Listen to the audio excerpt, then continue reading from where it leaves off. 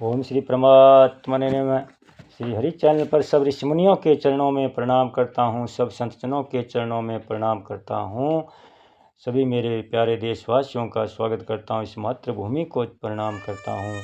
इस वीडियो को आप पूरा सुने। इस वीडियो को सुनने वाले मेरे देश के हर कोने में घरों बैठी माताओं के चरणों में मैं चरण स्पर्श करता हूँ। यह वीडियो श्री कृष्ण अर्जुन संवाद का है। जब महाभारत युद्ध में अर्जुन धर्म संकट में था, तनाव में था, चिंताओं से गिर गया था, कोई निर्णय नहीं ले पा रहा था, तब भगवान की शरण में गया। भगवान ने गीता का उपदेश दिया, धर्म संकट से बाहर निकाला और अंत में विजय श्री का ताज पहनाया। इसलिए ये वीडियो सुनने मात्र से ही मानसिक तनाव, चिंताग्रस्त शारीरिक तनाव से मुक्ति मिलेगी। इसलिए आप सब श्रोतागण से मेरी विनती है, इस सुप्रभात में पुण्य का भागीदार बनकर जन कल्याण में अपना सहयोग दें। वीडियो को ज़्यादा से ज़्यादा शेयर करें, सब्सक्राइब करें और लाइक करें। अब आगे क्या कह रहे हैं भगवान। मयि चानन्य योगेन भक्तिरव्यभिचारिणी विविक्त देश सेवित तव मरतिरजन संसदी।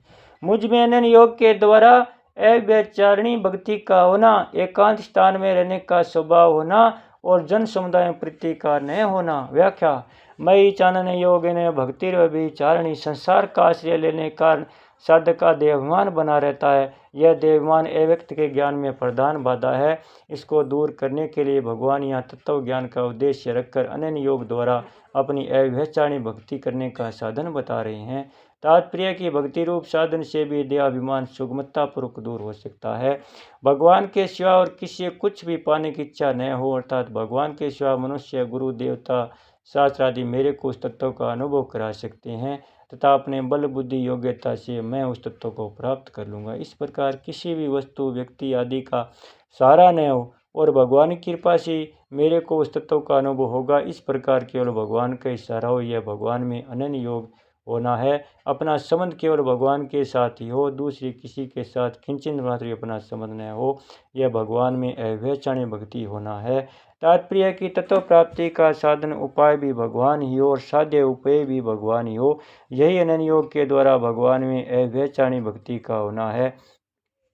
जिस साधक में ज्ञान के साथ साथ भक्ति के भी संस्कार हो, उसके लिए यह साधन बहुत उपयोगी है। भक्ति परायण साधक अगर तत्व ज्ञान का उद्देश्य रखकर एकमात्र भगवान के आश्रय ग्रहण करता है तो केवल इसी साधन से तत्व ज्ञान की प्राप्ति कर सकता है। गुणातीत होने के उपाय में भगवान ने अव्यभिचारिणी भक्ति की बात कही है। गीता 14 अध्याय का 26वां श्लोक। शंका है यहाँ तो भक्ति से तत्व ज्ञान की प्राप्ति बताई गई है और 18वें अध्याय के 54वें 55वें श्लोक में ज्ञान से भक्ति प्राप्ति कही गई है। ऐसा क्यों? समाधान। जैसे भक्ति दो प्रकार की होती है, साधन भक्ति और साध्य भक्ति, ऐसे ज्ञान भी दो प्रकार का होता है, साधन ज्ञान और साध्य ज्ञान। साध्य भक्ति और साध्य ज्ञान दोनों तत्वतः एक ही है।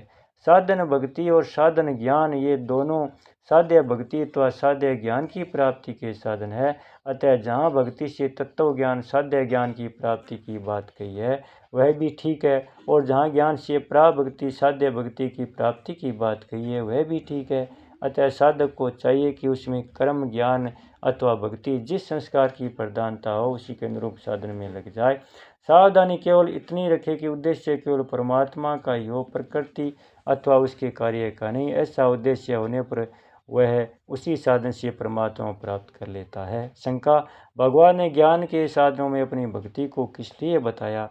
क्या ज्ञान योग का साधक भगवान की भक्ति भी करता है? समाधान। ज्ञान योग के साधक जिज्ञासु दो प्रकार के होते हैं, भाव प्रधान, भक्ति प्रधान, विवेक प्रधान, ज्ञान प्रधान। नंबर 1, भाव प्रधान जिज्ञासु वह जो भगवान का आश्रय लेकर तत्व को जानना चाहता है। गीता 7वें अध्याय का 16वां और 13वें अध्याय का 18वां श्लोक। इसी अध्याय के दूसरे श्लोक में माँ में मम, तीसरे श्लोक में मैं, इस 10वें श्लोक में मई और 18वें श्लोक में मदभक्त तथा मध्वाभाई पदों के आने से सिद्ध होता है कि 18वें श्लोक तक भाव प्रधान जिज्ञासु का प्रकरण है, परंतु 19वें से 34 श्लोक तक एक बार भी अस्मद में वाचक पद का प्रयोग नहीं हुआ है, इसलिए वहाँ विवेक प्रधान जिज्ञासु का प्रकरण है। अतः यहाँ भाव प्रधान जिज्ञासु का प्रसंग होने से ज्ञान के साधनों के अंतर्गत भक्ति रूप साधन का वर्णन किया गया है। दूसरी बात है, जैसे सात्विक भोजन में पुष्टि के लिए घी या दूध की आवश्यकता होती है, तो वहाँ घी और दूध सात्विक भोजन के साथ मिलकर भी पुष्टि करते हैं और अकेले अकेले भी पुष्टि करते हैं। ऐसे ही भगवान की भक्ति ज्ञान के साधन में मिलकर भी परमात्मा प्राप्ति में सहायक होती है और अकेले भी गुणातीत बना देती है। गीता 14 अध्याय का 26वां श्लोक। पांचले योग दर्शन में भी परमात्मा प्राप्ति के लिए अष्टांग योग के साधनों में सहायक रूप से ईश्वर प्राणिधान अर्थात भक्ति रूप नियम का है और उसी भक्ति को स्वतंत्र रूप से भी कहा गया है। इससे सिद्ध होता है कि भक्ति रूप साधन अपनी एक अलग विशेषता रखता है। इस विशेषता के कारण भी ज्ञान के साधनों में भक्ति का वर्णन किया गया है। दूसरा विवेक प्रधान जिज्ञासु है जो सत्य असत्य का विचार करते हुए त्रिविवेक विराग से युक्त होकर तत्व को जानना चाहता है। इसी अध्याय के 19वें 24वें श्लोक तक विचार करके देखा जाए तो आजकल आध्यात्मिक जिज्ञासा की कमी और भोगाशक्ति की बहुलता के कारण विवेक प्रधान जिज्ञासु बहुत कम देखने में आते हैं। ऐसी साधनों के लिए भक्ति रूप साधन बहुत उपयोगी है, अतः यहाँ भक्ति का वर्णन करना युक्ति संगत प्रतीत होता है। उपाय केवल भगवान को ही अपना मानना और भगवान का आश्रय कर श्रद्धा विश्वास पर भगवान नाम का जप कीर्तन चिंतन स्मरण आदि करना ही भक्ति का सुगम उपाय है। बोले श्री कृष्णचंद्र भगवान की जय हो, भक्तोर भगवान की जय हो, सत्य सनातन धर्म की जय हो। ओम श्री परमात्मने नमः। श्री हरि चैनल पर सब ऋषि मुनियों के चरणों में प्रणाम करता हूँ, सब संतजनों के चरणों में प्रणाम करता हूँ।